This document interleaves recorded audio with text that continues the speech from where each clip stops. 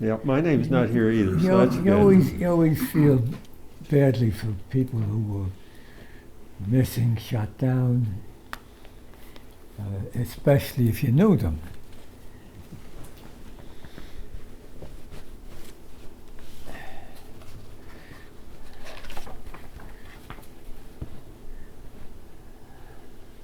I don't know what else is here. Now, you said earlier that the average formation going out was about 65 planes, Yeah. and of a 65 plane formation, what was the worst situation as far as number of losses in one day going out on a bombing mission?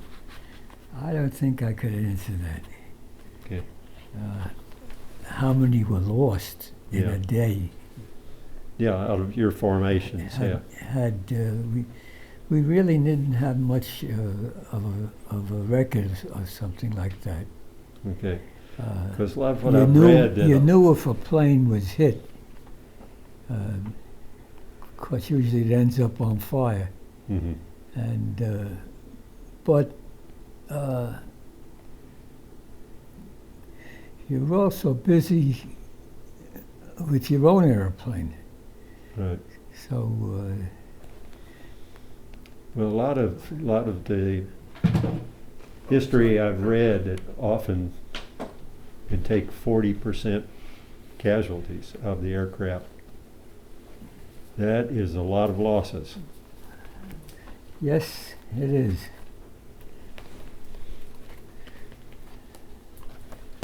But, you know, as you look back on those years, would you have done it all over again?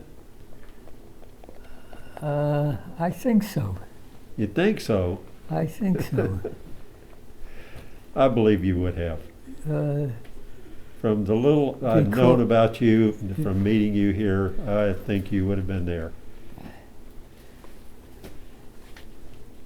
B-17.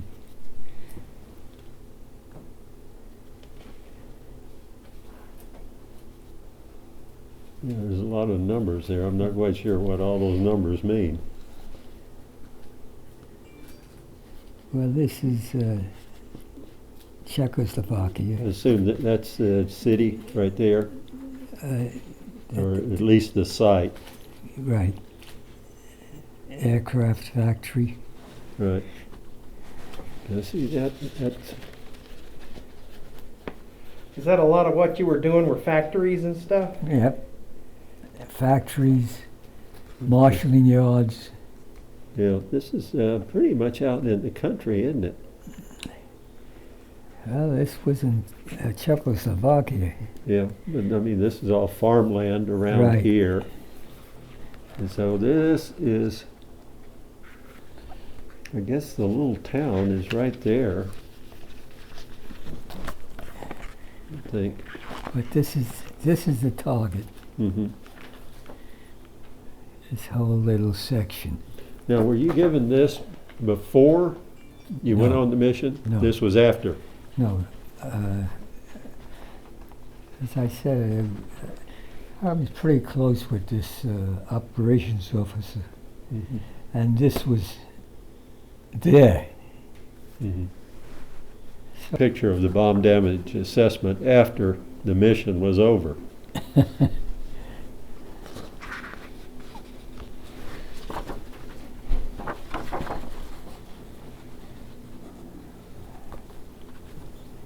The first bombs that fall.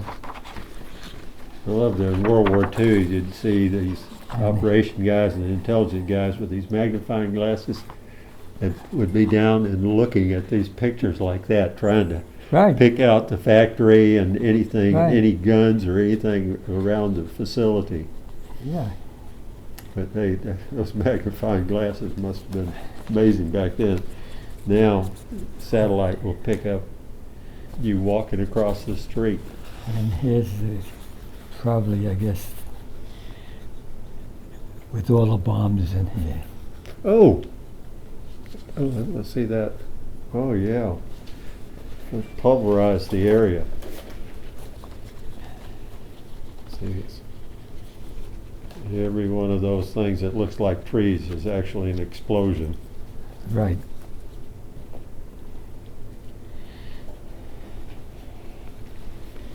No, I think that target was pretty much obliterated.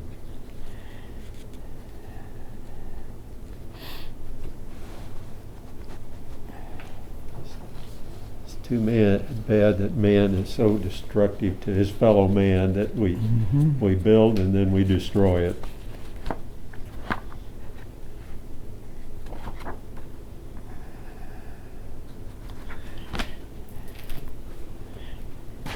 This is all the big shots. Yep, you got the heavies there. Churchill. I think that's Churchill. Yeah, that is Churchill right there. Couldn't have had a better wartime leader for England at that time. Brigadier General Joseph Atkinson is, let's see, which one is he? Kind of hated to say they were in the Army Air Corps. Did you say you were in the Army Air Corps, or did you say you were in the Air Force? No, Army Air Corps. You did say Army Air Corps. Okay, so you were honest. So yeah, if you'll just read those off for me. Are you ready? Yep. Piloted B-17 heavy bomber on combat missions against enemy-occupied Europe. Was member of the 15th Air Force, has 925 hours of log flying time, of which 220 are combat. In the United States, instructed in twin-engine advanced flying school. Awarded Distinguished Flying Cross. Air Medal with 2 clusters, European, African, Middle Eastern ribbon with 4 battle stars. And right there at the bottom, that next line down there.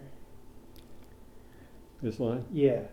Aviation Cadet, February 23rd, 1943 to March 12th, 1944. So his flight training took 13 months, Yeah. and then he was became a combat pilot. And sent No, to then Italy, right? after that I became an instructor. Okay, instructor, and then became combat pilot. And basically, as an instructor, I knew the guy who was in charge of all instructors. And they offered all the instructors, they could fly any plane they wanted at any base that has that airplane and instruction on it. And Now, why do you have a picture of a B-24, B-25 here? I never can tell. I don't know where I summoned. I had no camera. Whatever is there, somebody made. But you got some more. That's a photos there. B-24. Yeah. Did you want to get a photo of that as well? Absolutely. I don't know if it's. How many 500 pounders could a B-17 carry? These are all his medals. Yeah, absolutely. I think they carried, oh gosh, quite a few. I'm going to ask you to do I one think more maybe favor. 10. Here is some of his combat missions. Mm-hmm. If you can just read off a few of those, like in Germany and places like that. Okay, Blechheimer, Germany, December 17th, 1944. Ordetel, Germany, December 18th, 1944. Regensburg, Germany, December 20th, 1944. Then he has a mission in Hungary, Corman, Hungary. Coleman, yeah. Uh-huh. Another one, Broad, Yugoslavia. Several in Austria, bombed Vienna 4 times. Verona, Italy, several times. And some of these, I see the total hours there. When you see 100 and something hours in the air, what does that tell you as a pilot? That's that's interesting to me. What does that tell me? Yeah. That tells me That's a long time sitting in one spot. Exactly. That's the thing I loved about my single seater. Most of the air sorties were only about an hour and a half long. So, but yeah, going 9 hours, and this is kind of consistent between about 8 hours and 9 hours on these missions. And that's a long time, because remember the B-17 Yeah. did not have heat and air conditioning. Mm. So when you went up, and he was probably in a wool outfit, leather, Mm-hmm. wrapped up pretty tight to stay warm, because Cold. you get up at, Yeah, it's about -60 up you were there. flying probably about 25,000 feet? most 25 to 30, Yeah. in the So- 30s So usually. you're way below freezing in the aircraft at that altitude. So it gets very, very cold. But yeah, at the end of this period of these 31 missions, he had 220.5 hours logged. And That's the last mission was in it looks like Blint, Austria. Hmm. So a lot of the missions were in Austria. And then bombing also the German troops in Italy.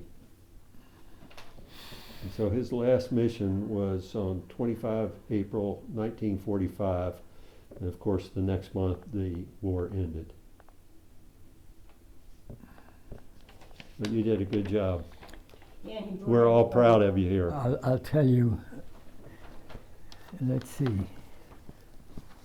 It's Broad up here. Here, Broad, Mhm. Yugoslavia.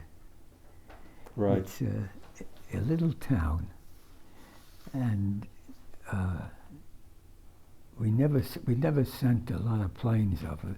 Mhm. Maybe maximum, maybe 7, and usually less. And their aircraft fire was very good. They'd Mhm. always knock one down at least. And this one here, Broad, the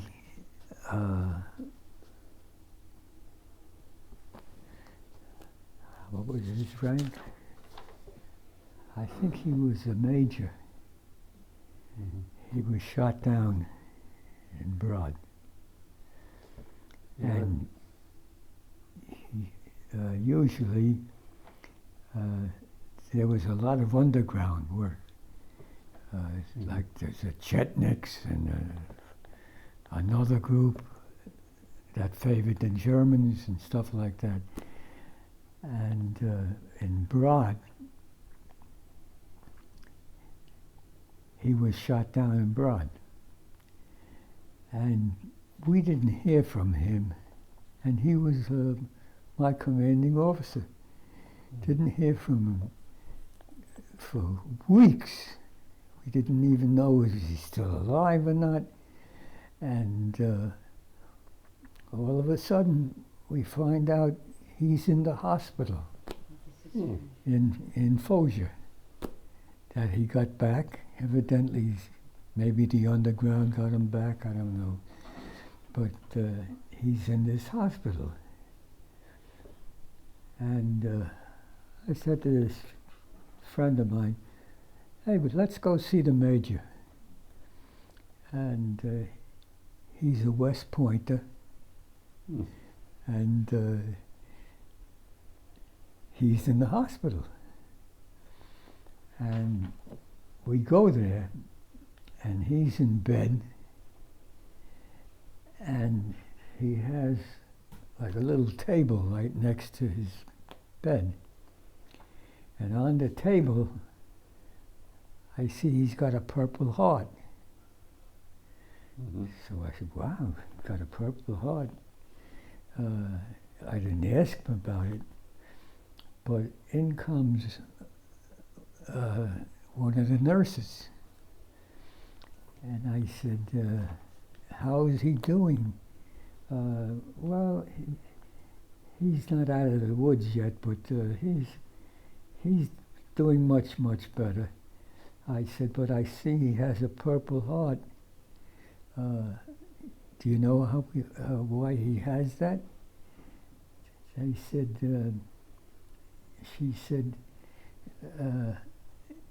he was brought back from Yugoslavia, and the Purple Heart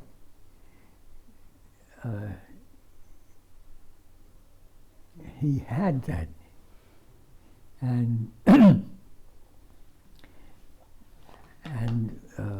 why does he have it? No reason. He came back with it. He bailed out. Was he in trouble or anything that he has the Purple Heart? She says no. He wasn't in trouble. Well, what's wrong with him that he's in bed? So she says he has gonorrhea.